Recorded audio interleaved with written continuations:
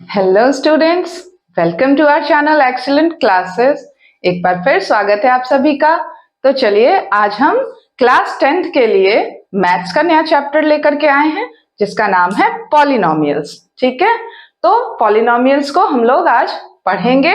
ये introduction class है और इस क्लास के बाद हम एक और क्लास लेके आएंगे जिसमें सारे क्वेश्चंस कराए जाएंगे, NCERT plus important question both. Okay, तो चलिए शुरू करते हैं।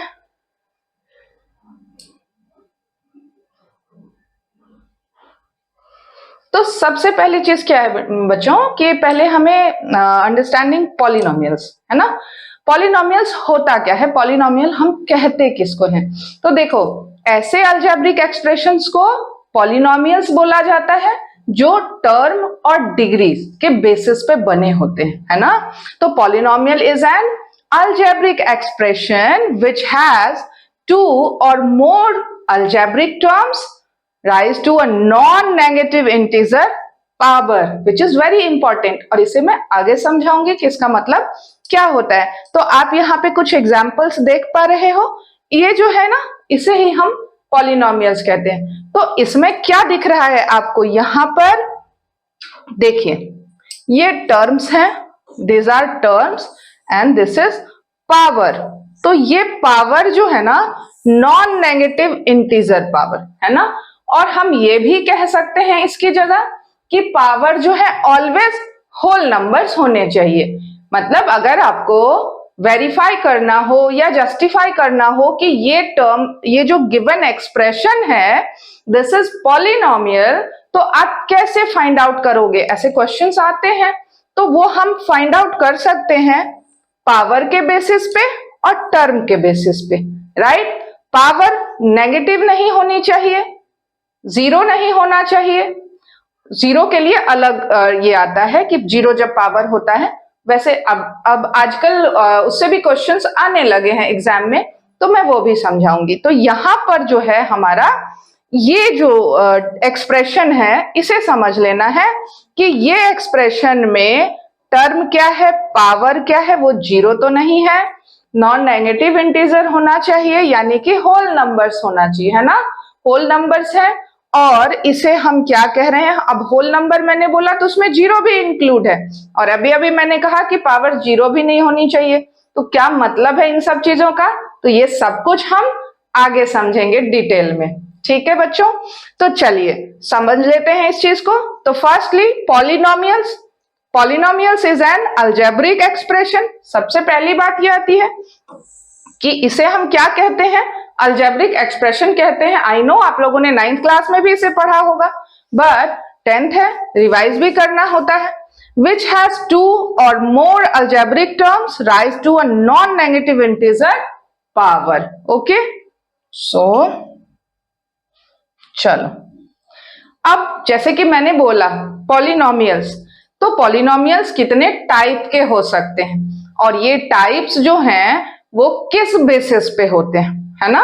तो ये जो टाइप्स होते हैं पॉलिनोमियल्स के वो डिग्री एंड टर्म के बेसिस पे होता है ना। ये जो टाइप है वो डिग्री एंड टर्म के बेसिस पे हम डिफाइन करते हैं। ठीक है, डिग्री क्या होती है, पावर जिसको आप बोलते हो, है ना, उसे हम डिग्री कहते हैं। और टर्म क्या होते हैं, गिवन एक्सप्रेशन। जो आपने, अब देखो बेसिक चीजें आपने पढ़ रखी हैं कि वेरिएबल्स क्या होते हैं, कांस्टेंट टर्म क्या होता है, ये सब प्रीवियस क्लासेस में आप लोगों ने पढ़ा होगा। तो उन वेरिएबल्स को, उन टर्म्स को हम, उन एक्सप्रेशन को, कांस्टेंट टर्म्स को हम देखते हैं ना, तो वहां जब डिग्री और टर्म ये दोनों आते हैं उस कंडीशन में हम कहते हैं कि ये पॉलिनोमियल्स के टाइप हैं और किस टाइप का पॉलिनोमियल है ये जस्टिफाई करता है degree and term. Okay, so let's see, understand करते हैं। तो डिग्री जो होता है, क्या होता है, पावर जिसको आप कहते हो। तो सबसे पहले हम समझते हैं लीनियर पॉलिनोमियल्स को। ओके, तो लीनियर पॉलिनोमियल किसको कहोगे आप, तो ऐसे टर्म्स लाइक दिस। देखो यहाँ जो आप देख पा रहे हो ना, ऐसे टर्म्स जिसकी पावर 1 हो, यहां मैंने कुछ भी नहीं लिखा था पावर, तो कुछ भी नहीं का मतलब अलजेब्रा में 0 नहीं होता है, कुछ भी नहीं हो पावर, इसका मतलब 1 होता है। इसे ध्यान रखना है, हमेशा इस चीज को याद रखना है। ओके, सो 2x + 4, यहां आप देख पा रहे हो कि पावर कैसी है, तो पावर 1 है, और इसे ही हम कहते हैं लीनियर पॉलिनोमियल्स। समझ में आ रहा है? इसे ही हम कहते हैं लीनियर पॉलिनोमियल्स। ठीक है, नेक्स्ट हम देखते हैं क्वाड्रेटिक पॉलिनोमियल। तो देखो क्वाड्रेटिक जहां पे आएगा, अच्छा ये जो पॉलिनोमियल है ना, क्वाड्रेटिक पॉलिनोमियल को बहुत अच्छे से समझना है, क्योंकि इसी पे हमारे चैप्टर में आगे क्वेश्चंस भी है ना, सारे क्वाड्रेटिक पर ही हैं। तो इसे जरा ध्यान से समझना है, और इसी पे पॉलिनोमियल से 10th क्लास में। क्वाड्रेटिक में क्या होता है, क्वाड मीन्स जहां पे पावर 2 हो, क्वाड्रेटिक में वेयर पावर इज 2। ठीक है, तो इसका मतलब क्या हो गया, लाइक 2x² + 4x + 10। सी हाईएस्ट पावर है 2, क्योंकि यहां पर तो लीनियर भी है ना, बट डिग्री कौन सी वैलिड होती है, जो हाईएस्ट हो, जो सबसे बड़ी डिग्री होगी ना, डिग्री में जो सबसे हाईएस्ट पावर होगा वही माना जाता है, उस एक्सप्रेशन का पावर माना जाता है उसी को। तो ये आपको समझ में आ रहा है ना, तो यहां पर इस चीज को समझना है ऐसे, इसे ही हम कहते हैं क्वाड्रेटिक पॉलिनोमियल्स, और ये काफी इंपॉर्टेंट होता है। क्वाड्रेटिक का एक्सप्रेशन जो होता है ना, वो ऐसे लिखा जाता है ax² + bx + c, where a is not equals to 0। a कभी भी 0 नहीं होना चाहिए, बिकॉज a अगर आपका 0 हो गया ना, तो x जो है ना वो भी 0 हो जाएगा। x² को आप 0 से मल्टीप्लाई करोगे, वेरिएबल है, उसकी वैल्यू कुछ भी हो सकती है, आप कुछ भी रखो, बट उसे अगर आप 0 से मल्टीप्लाई कर दोगे ना, तो ये एक्सप्रेशन क्या हो जाएगा, 0 हो जाएगा। और जब यही एक्सप्रेशन 0 हो गया तो ये लीनियर बन जाएगा, क्वाड्रेटिक नहीं रहेगा। तो इस चीज को ध्यान में रखना है, a is not equals to 0, ये एक्सप्रेशन आपको ध्यान में रखना है क्वाड्रेटिक के लिए, बिकॉज इसी पे हमारा आगे भी इसमें जितने क्वेश्चंस है वो इस पे ही आते हैं ज्यादातर। ठीक है, नेक्स्ट क्या है हमारा, क्यूबिक पॉलिनोमियल्स। तो क्यूब का मतलब ही 3 रखते हैं हम लोग पावर में। ठीक है, तो क्यूबिक में क्या हो जाएगा, बहुत ही सिंपल है, पावर क्यूब हो, जहां पर पावर क्या हो, क्यूब हो, 3 हो, ऐसे पॉलिनोमियल्स को हम क्या कहते हैं, क्यूबिक पॉलिनोमियल्स कहते हैं। ठीक है, मैं ज्यादा कंफ्यूजिंग नहीं बनाऊंगी चीजों को, तो ये आराम से आपको समझ में आ जाए ऐसा। तो क्वाड्रेटिक, यहाँ पे क्या है, क्वार्टिक, यहां था क्वाड्रेटिक, यहां पे है क्वार्टिक। क्वार्टिक का मतलब क्या होता है, quart means 4, quart means 4, quartic का मतलब क्या हो गया, ऐसे पॉलिनोमियल्स जिसकी डिग्री मैक्सिमम 4 हो। यहां डिग्री में ये ध्यान रखना है कि मैक्स टू मैक्स कितनी डिग्री, कितनी पावर हो सकती है। तो जो भी हम रखेंगे, लाइक लीनियर है ना, तो हाईएस्ट पावर 1 हो सकती है, क्वाड्रेटिक है तो हाईएस्ट पावर उसकी 2 हो सकती है, एंड क्यूबिक है तो हाईएस्ट पावर उसकी 3 हो सकती है। उससे मैक्स टू मैक्स बता रही हूं कि मैक्सिमम डिग्री क्या हो सकती है ना, उससे ज्यादा नहीं हो सकती है। तो इस चीज को ध्यान में रखना है। तो व्हाट अबाउट क्वाड्रेटिक, यहां पे क्या हो सकता है, कुछ भी एक्सप्रेशन बना लो। तो इस तरीके से, जहां हाईएस्ट पावर क्या दिख रहा है, यहाँ पे 2 भी हो सकता है, यहां पर भी 2 हो सकता है, कुछ और भी हो सकता है, बट इसमें आप क्या देख पा रहे हो कि ये हाईएस्ट पावर क्या है, यहाँ 3 है तो ये क्यूबिक है, यहाँ 4 है तो ये क्वार्टिक है। ओके, चलो ये समझ में आ गया। हाँ, ये बच गया हमारा जीरो पॉलिनोमियल्स। तो जीरो पॉलिनोमियल्स क्या होते हैं, अब जीरो पॉलिनोमियल्स की अगर आप बात करोगे तो पॉलिनोमियल्स जो कि डिफाइन नहीं होते हैं, नॉट डिफाइंड रहते हैं। What about not defined? Not defined का मतलब क्या मानते हो? इन्फिनिटी? नहीं, इन्फिनिटी नहीं होता है।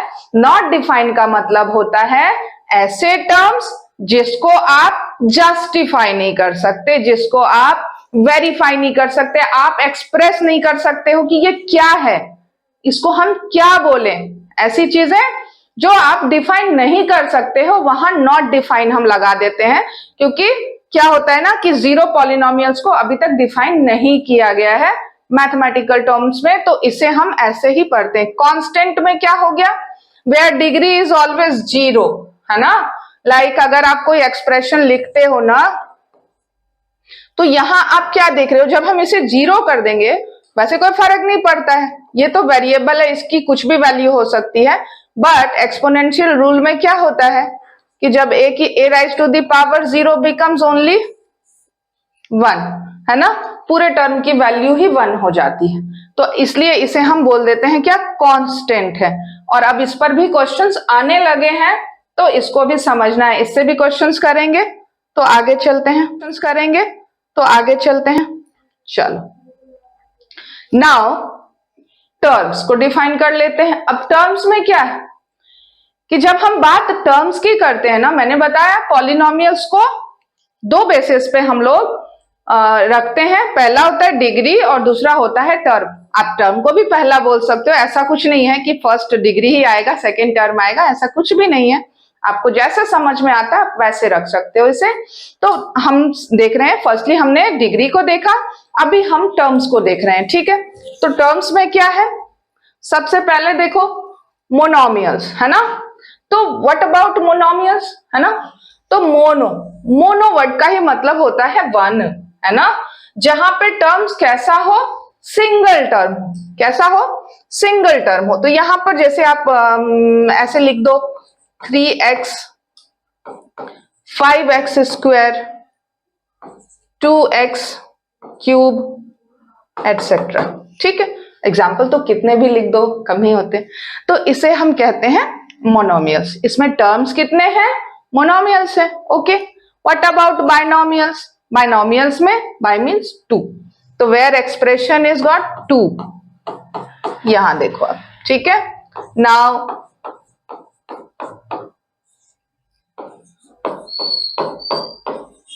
तो ऐसे टर्म्स को हम क्या कहते हैं?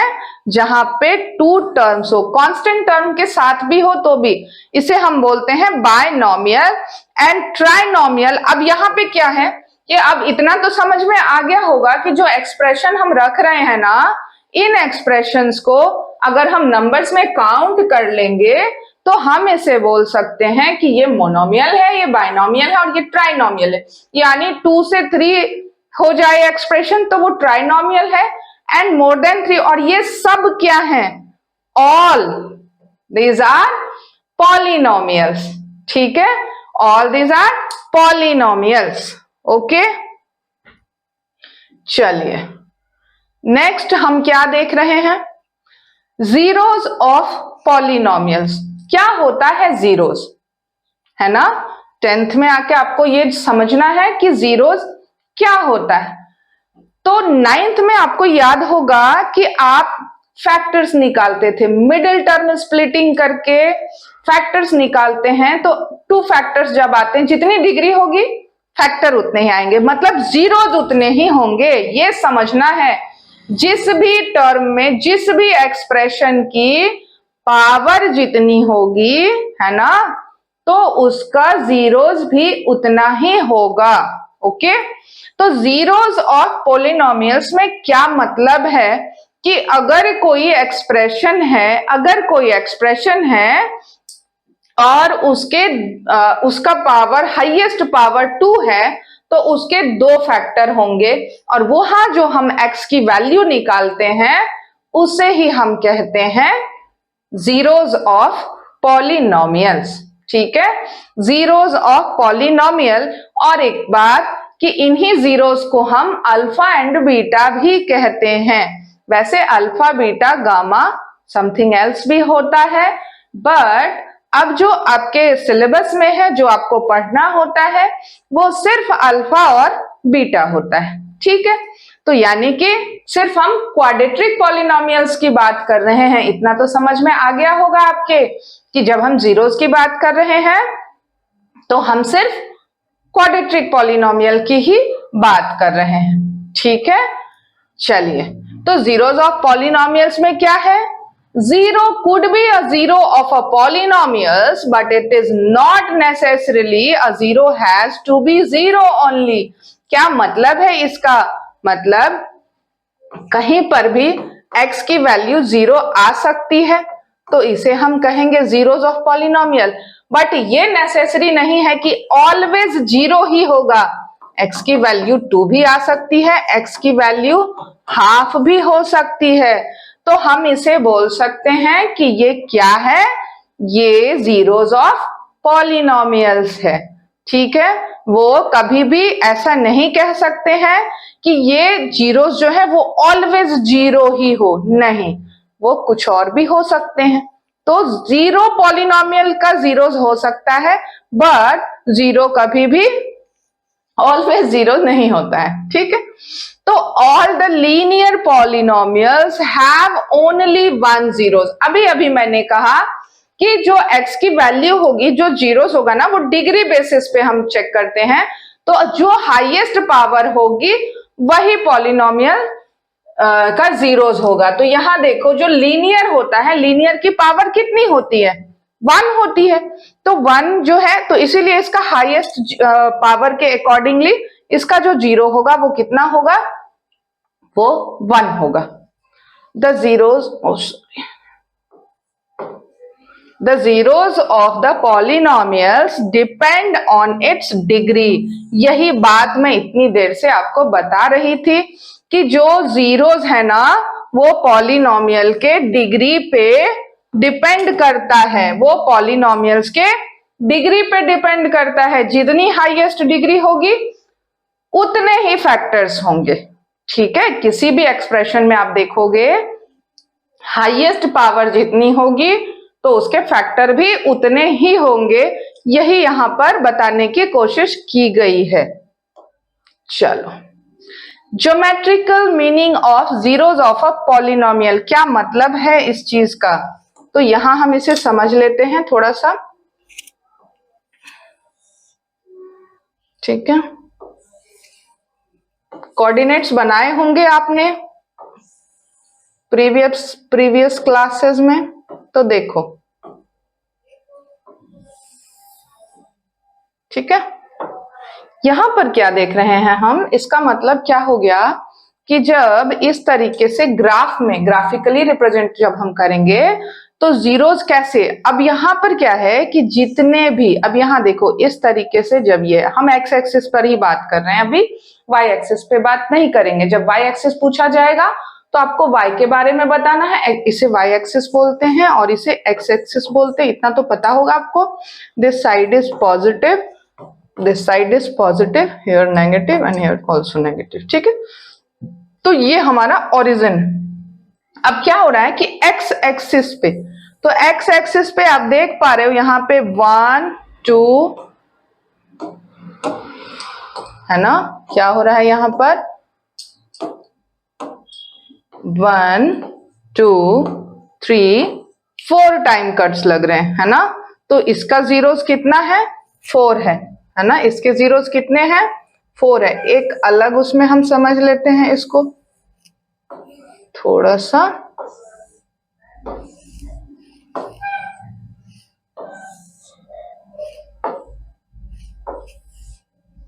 ठीक है। अब अगर यहां हम देखें और ये कुछ इस तरीके से हो, ठीक है, तो यहां देखो ये 2 जीरोस है, कितने हैं? 2 जीरोस हैं और वो नेगेटिव है। अगर यहां से हम देख लें एक सिंगल टाइम ही आ रहा है तो 1 जीरो, ठीक है, लीनियर है। ये इस पे क्वेश्चन भी है और ये बहुत ही आसान है ज्योमेट्रिकल रिप्रेजेंटेशन, ये आपको आराम से समझ में आ जाएगा।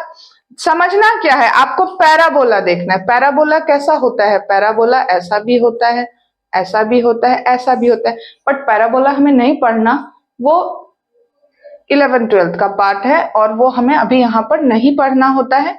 हमें बस इसे समझना है कि ग्राफिकल रिप्रेजेंटेशन में हम जीरोस को कैसे फाइंड करेंगे। तो जब मैं इसके क्वेश्चंस कराऊंगी तो इजीली आपको समझ में आ जाएगा कि ज्योमेट्रिकल रिप्रेजेंटेशन कैसे होता है। ठीक है बच्चों, चलिए नेक्स्ट क्वाड्रेटिक। मैंने अभी अभी बताया कि क्वाड्रेटिक में क्या होता है, जो क्वाड्रेटिक पॉलिनोमियल होता है ना उसे हम ऐसे एक्सप्रेस करते हैं, ax square minus bx plus c is equals to 0। ये लिखना नहीं भूलना है कि इज इक्वल्स टू 0, बिकॉज इसी पे ये सॉल्व होता है। अब क्वाड्रेटिक में क्या हो गया, जब हम इसके जीरोस की बात करेंगे ना, जब हम इसको फाइंड कैसे करते हैं, तो देखो ax square plus alpha plus beta into x plus alpha into beta is equals to 0। जब भी आपको क्वाड्रेटिक पॉलिनोमियल फाइंड करने के लिए बोला जाएगा ना, तो आप ये रूल अप्लाई कर सकते हो वहां पे, बिकॉज ये रूल क्या होता है, ये सम ऑफ 0 और ये प्रोडक्ट ऑफ 0, और इन्हीं के बेसिस पे क्या होता है कि इस एक्सप्रेशन को फॉलो किया जाता है। ठीक है, सॉल्व किया जाता है और ये एक्सप्रेशन है। अब यहाँ पे क्या है, मैं थोड़ा सा अल्फा और बीटा क्या है, ये मैंने प्रीवियसली बताया आपको कि ये जीरोस हैं, जिन्हें हम जीरोस कह रहे हैं। एक्स की जो भी वैल्यू आती है मिडिल टर्म स्प्लिटिंग के बाद, तो उसे हम बोलते हैं क्या, अल्फा एंड बीटा, और इसी पे सारा ये क्वेश्चन सॉल्व होता है। तो अब बात आती है कि लेट्स सी यहाँ पर relationship between 0 and coefficient of a quadratic polynomials, ये भी क्वेश्चंस आते हैं इस पर भी। तो क्या है ये रिलेशनशिप, तो देखो बच्चों रिलेशनशिप जो है ना वो सम एंड प्रोडक्ट पे होता है। तो सम क्या होता है, अब क्या कह रहे हैं, कोएफिशिएंट ऑफ क्वाड्रेटिक। तो क्वाड्रेटिक पॉलिनोमियल क्या होता है, x square plus b x plus c. ठीक है, तो यहां पे क्या होता है, coefficient of minus coefficient of x. ये माइनस इस b का माइनस नहीं है, ये साइन आपको फॉर्मूले में ही है। तो अगर यहाँ b की कोई वैल्यू नेगेटिव है तो उसे आपको ब्रैकेट में लिखना होगा। अगर b की कोई वैल्यू नेगेटिव है ना तो उसे हमें ऐसे लिखना होगा। ठीक है, इस चीज को ध्यान में रखना है।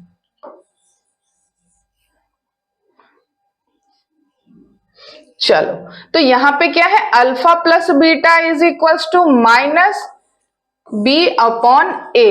तो यहां पे क्या लिखा जाएगा, coefficient of x divide by coefficient of x square, coefficient of x divide by coefficient of x square. और प्रोडक्ट में क्या होता है, प्रोडक्ट ऑफ जीरोस में क्या होगा, तो constant term divide by coefficient of x square, constant term divide by coefficient of x square.